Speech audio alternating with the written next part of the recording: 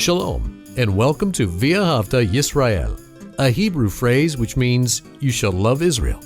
We hope you'll stay with us for the next 30 minutes as our teacher, Dr. Baruch, shares his expository teaching from the Bible. Dr. Baruch is the senior lecturer at the Zera Avraham Institute based in Israel. Although all courses are taught in Hebrew at the Institute, Dr. Baruch is pleased to share this weekly address in English. To find out more about our work in Israel, please visit us on the web at LoveIsrael.org. That's one word, LoveIsrael.org. Now, here's Baruch with today's lesson. Depending upon the day, we feel differently. Depending upon what's happening in our life, we will come before God with an entirely different set of emotions. And that's true for every human being. And that is why when we look at the book of Psalms, we see a wide variety of Psalms for different events, different feelings, in order that we might learn how to worship God and to pray effectively to Him. Take out your Bible and look with me to Psalm 102, the book of Psalms and Psalm 102. Now, we don't know who the author is, but it's clear from the beginning of this psalm. He is discouraged, he feels desperate, he is full of despair, and there's a degree of hopelessness from all things that he can see and feel and touch and experience. And that's why he is turning to God as his only source of deliverance. And we're going to see that foundationally in this psalm is this one's faith in God's promise of a kingdom. And it's that kingdom promise that gives us hope, a hope that causes us to endure and persevere and not be overwhelmed with discouragement. No matter how bad this world may be for you and me, realize if you are a believer in a covenantal relationship with God, specifically that new covenant that was ratified by the blood of Yeshua, we have a wonderful future. And our future is not only wonderful, but when we move into that time of blessing, when we experience the faithfulness of God and His promises in His kingdom, that condition will be forever. And that is certainly good news. So look with me, as I said, to the book of Psalms and Psalm 102. Notice how it begins. Verse 1. A prayer of the afflicted. And this is how the author of this psalm, Psalm 102, feels. He is afflicted in this world. And he goes on to say that, and this word is to be wrapped up. But in this context, most of the translator, and I agree with them, most of the translators render it to be overwhelmed. So he's afflicted and he's overwhelmed by his various afflictions. And what does he do? Keep reading. But before the Lord, there's what's important. Yes, when he looks at this world and everything that is experiencing by him, he feels despair. He's overwhelmed. He's discouraged. He's afflicted by people in this world and the circumstances. But what does he do? He goes before the Lord, and it says, he pours out. And the next word is the Hebrew word sicha. It's in the third person possessive, which means his, and this word sicha means conversation. Now, I don't know why that so many Bibles will translate this, his complaint. It is not the word for complaint. This is a wrong rendering of this word. It simply means he's pouring out a discourse. He is speaking to God based upon how he feels. But nowhere in this word sicha, should we come away with the connotation of complaining. Move on, he says, Lord, hear my prayer. And this word for hear means not only to know it, but to respond. He's asking God to hear and respond to his petition, this prayer that he's making. He says, and my cry unto you, that it shall come.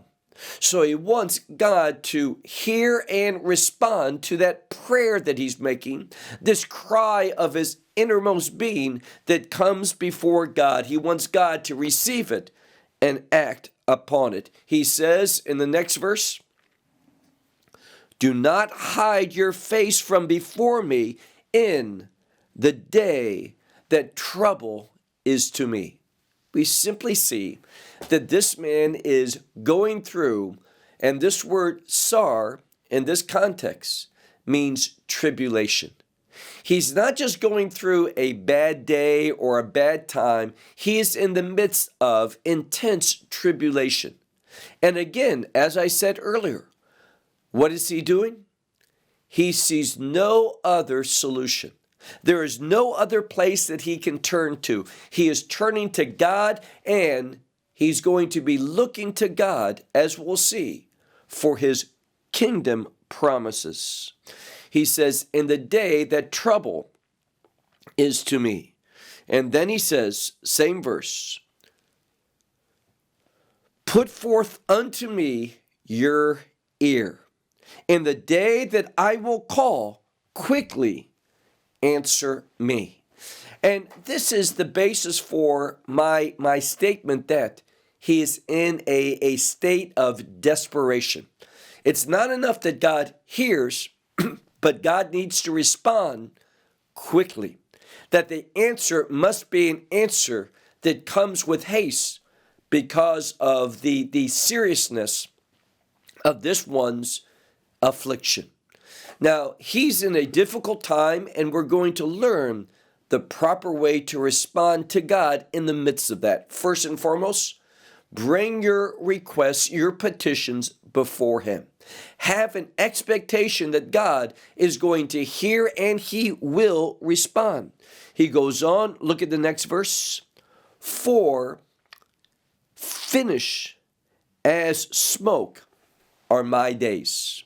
Now, smoke is a type of vapor. Smoke goes up and is no more. It dissipates very quickly. And what he is saying here is that my life is coming to its end, and it's coming there quickly. Another term of desperation. That indeed he needs God to move, and to move quickly in his circumstances. And therefore, what does he do? He shares this with God. But again, it is not a complaining. I see nothing in the text that would lead me to conclude that this one is complaining. He's simply bringing his requests. He's outlining his conditions, what he is feeling before God. Not in a means of complaining, but simply sharing how he feels. So he says, for my days are completed like smoke, and my bones as, and he uses a term which speaks to a place where there is fire, and that is consumed. So over and over he feels that he's coming to an end, that his life is being consumed, and he is desperate. But his desperation does not cause him to take matters into his own hands. And this is a huge point. It is rooted in great wisdom. Yes, he's feeling desperate, but his desperation does not cause him to act in and of himself. But his desperation turns him to pray to God with expectations. And again, he is going to have a kingdom faith. And that kingdom faith will cause us to endure and persevere until a change comes. Look at the next verse. He says, being struck like grass, my heart withers. And this is an expression, it's an idiom. When we deal with heart, we're talking about the thought process. And what he's saying is that he has been struck by the enemy, by circumstances, by life in general. and therefore his heart has withered up. And what does that mean? In and of himself, he is out of options. He no longer knows what to do. There's no one that he can turn to. He has exhausted everything, or he's wise enough to know that first and foremost, turn to God. But he says, my heart is withered up. I have no longer any thoughts in and of myself on what I should do. For he says, so consumed is he, notice the next part of the verse, for I have forgotten food to eat. He says bread, and the food here that he's speaking about is bread. My bread for food I've forgotten. Meaning he is so distraught, so overwhelmed, so bothered by what's going on in his life that he doesn't even remember to eat. Now, this can also be another clue to help us understand an important truth, and that is this. We eat for sustenance in order that we might continue. And what he is saying is this: I'm not concerned, I'm not thinking about my physical well-being. I'm not even eating right now. I forget that. Why? Because he's consumed with turning to God. And what is this? He said before, this is a prayer. So more important than eating his daily bread, he is praying continuously to God. That's the message here of a wise one. He understands how desperate he is for God, and he demonstrates that in his life. Look at the next verse. From the sound of my sighing. And this word for sighing is also frequently translated to groan. And it's an expression of something that is so emotional, so overwhelming that there's no words in order to use in order to convey that innermost feeling that someone is going through. So it's his sighings, his groanings. And he says, from the sound of my groanings, my bone clings to my flesh. So he says here that he, and notice what he mentions earlier, not eating. He is physically wasting away. Why? He is not seeking a physical solution. He is seeking a spiritual solution. What does that mean? He is totally invested in God delivering him, God moving. Now, one of the reasons for this, he may not see any physical solution. He may not think that there's anything of this world that can change his current situation. So with everything that he is, he's turning to God. Yes, he's desperate. Yes, he's overwhelmed. Yes, he's in the midst of affliction and tribulation, but he has not given up. He's given up on the world for its solution. He's turning God for a kingdom, a heavenly solution. And then he goes on and says, I am like, and in this verse, there are two words. Now, the commentators say that these two words are related to birds, or we might say fowls, but we know little about them. I know that many Bibles will translate it a pelican or an owl. This is at best a guess. We do not know. Simply two birds that tend to live in the desert, in the arid places. That much we do know from the context. So he says, I am likened to a fowl in the wilderness, the desert. I've become as, and he uses another word for a bird or a fowl.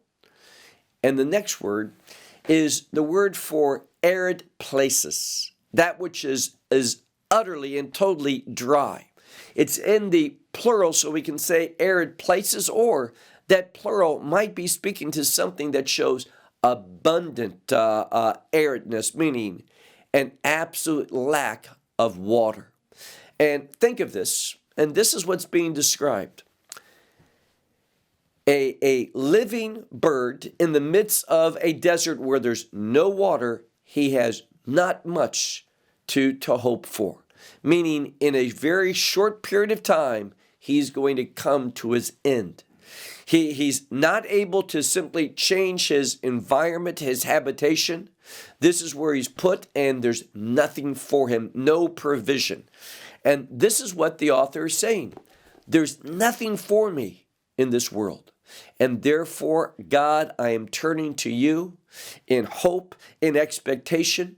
I am bearing my soul before you. I have put everything in you as my deliverer. This is what this one is saying. Look at the next verse where he says, Shakatati. Now, this is a word, and I realize that Bible's translated differently, but this is a word to be diligent, someone to be alert, someone who we might say and use the expression all in. He is totally committed to his situation. In other words, he's doing everything physically possible that one can do in order to overcome. And he's paying attention to what God may do, and he says, I was diligent, and I was like a bird that's alone upon the rooftop. Now, a bird that's alone, this is the image. Many birds, you'll see this, they'll fly away. But why do they fly away? Because other birds that are by them fly away. So this bird's by himself. There's no other one that he can turn to for information. There's no other birds that fly away and that he can follow, that he knows that there's danger. So he's very alert. He's paying attention for the desperate situation that he's in. He's awake. Furthermore, he says, all day long he is, and this next word means to be derailed, someone who is put down, someone who is mocked, someone who is loathed by others. And this is what he says, all day long, my enemies, they put me down, they deride me. And not only that, they mock me. And what do? They swear, meaning this. They take an oath of what they're saying is true. Now, I would suggest to you the context would make us to believe that it's a false oath, meaning they take an oath and they're lying. What they're saying is not true, but an oath in those days carried a lot of weight. And what he's saying is this. From every source, those who are even of a religious nature, they take an oath, meaning an oath before God, and they are speaking against him, deriding him, and also mocking him. And there's no one that speaks for him. Furthermore, he says, for like ashes I eat bread. So he is, and this is an expression meaning to eat ashes, meaning that he is being shamed. He is taking this, he's enduring this shame, this putting down, this hardship that he's going through, he's enduring it. And furthermore, he says, my drink, what he's drinking, is mixed with my tears. So here it shows that he's hurting, he's weeping over his condition. And again, there's no physical hope. He sees nothing that is going to bring about a change in his life other than God. And that's why he's praying. Because his only hope, and he has faith in a God who will deliver. But it's going to get interesting what he's going to talk about in a moment.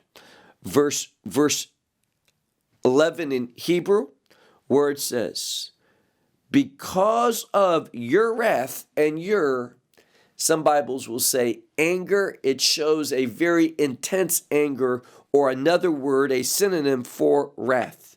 He says, I am lifted up and I'm cast away.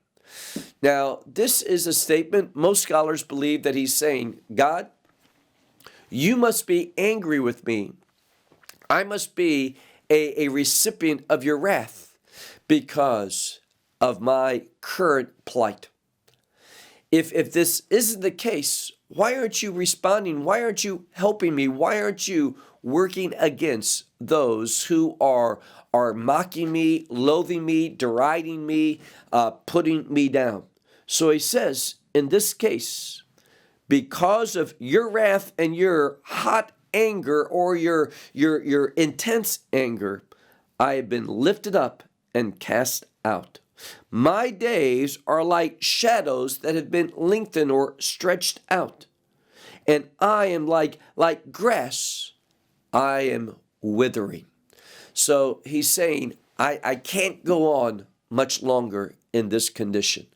I'm reaching my end, my breaking point. And this is how he's coming before God, with great desperation, with great sorrow, asking God to move in his behalf. Next verse, he says, but you, O Lord, forever you will dwell. Now, what is he saying here? He's speaking about his faith in God, that God is eternal. God being eternal, one of the things that should bring into our mind that God endures forever. Because God endures forever, he is sovereign, and therefore God is able to respond. So when he says, God, you endure forever, look again at this text, and you, O Lord, forever you dwell. And then he says, and your memory is from generation to generation. Now that word memory is a word for to remember. And I've shared with you, this Hebrew word is almost always used within the context of a covenantal promise, a covenantal relationship. And because of this covenant, we should have expectation. God makes promises in his covenant to his people. And what he's saying is this. Look at this whole verse again.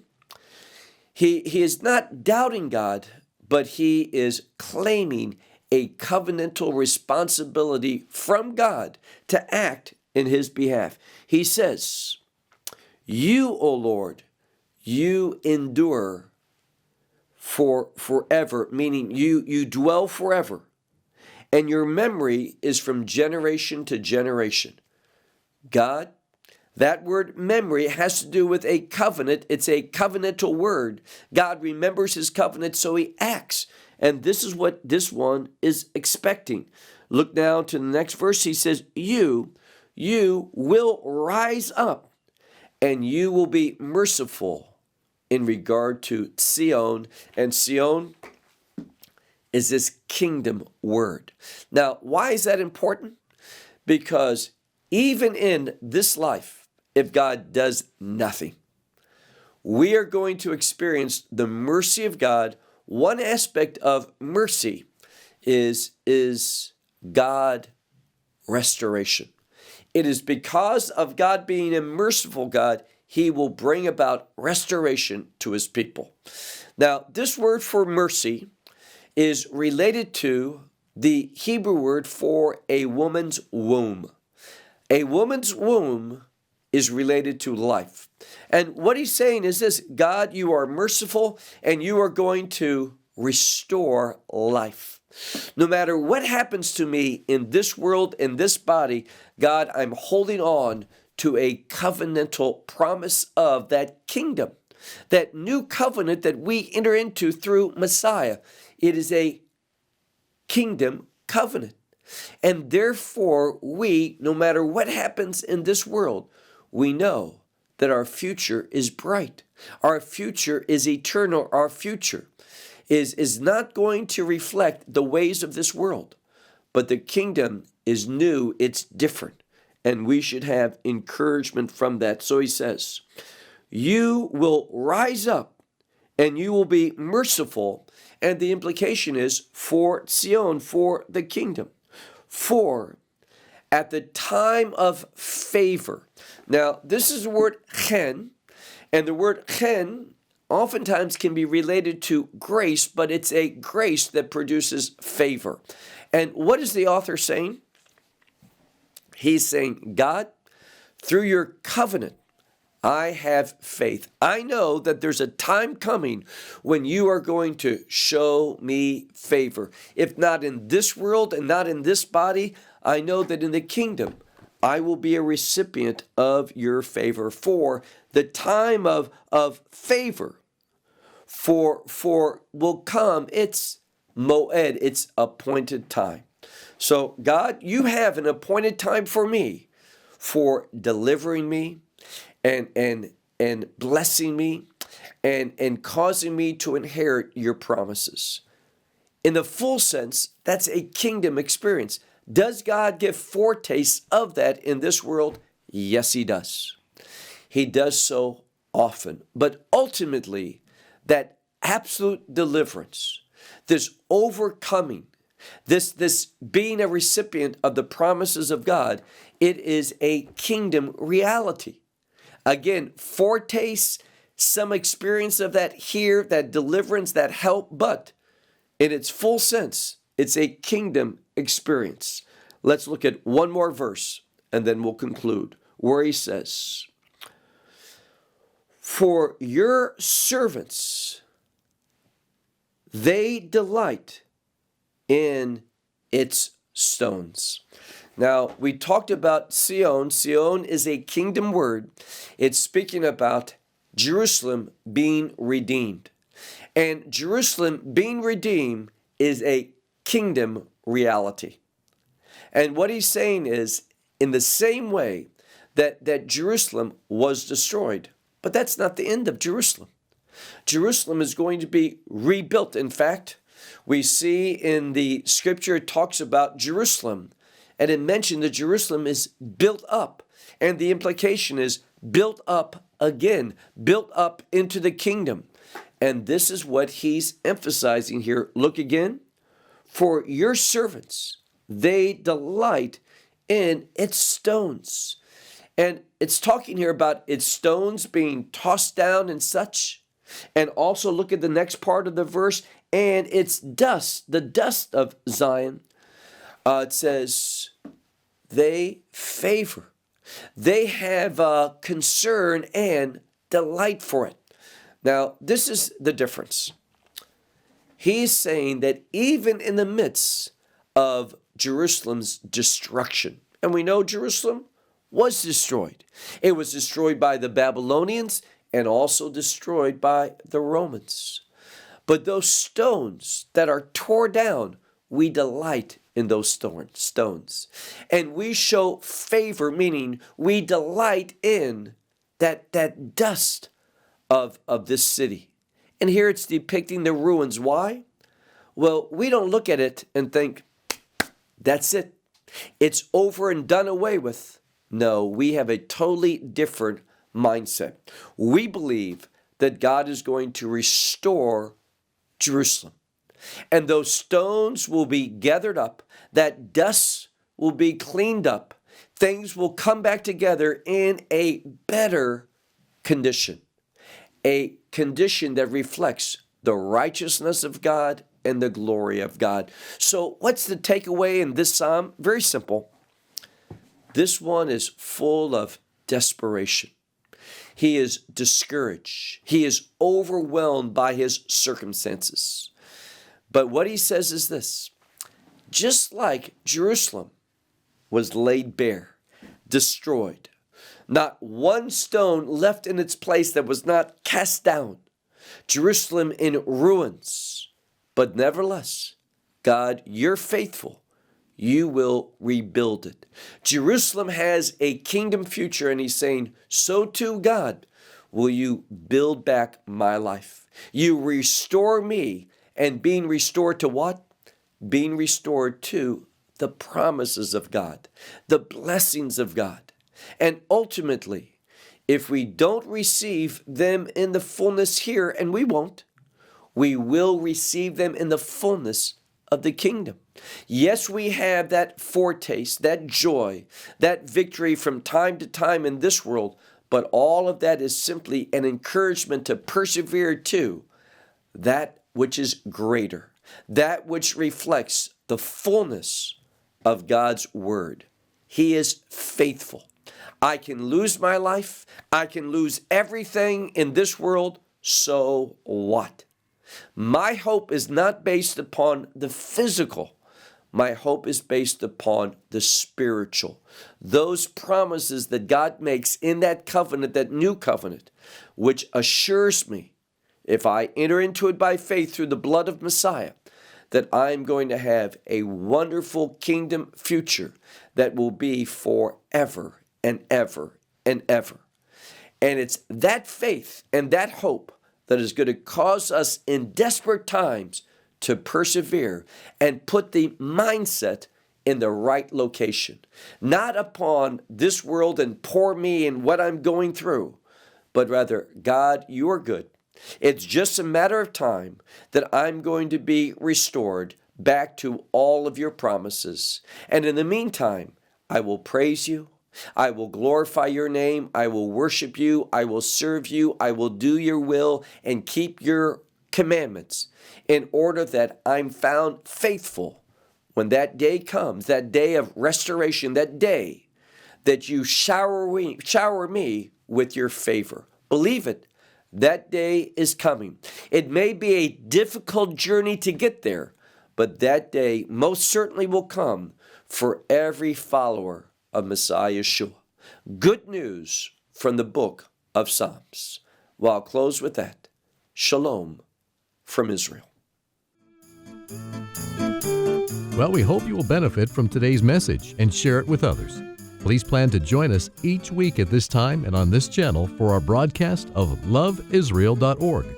Again, to find out more about us, please visit our website, LoveIsrael.org. There you will find articles and numerous other lectures by Baruch. These teachings are in video form. You may download them or watch them in streaming video.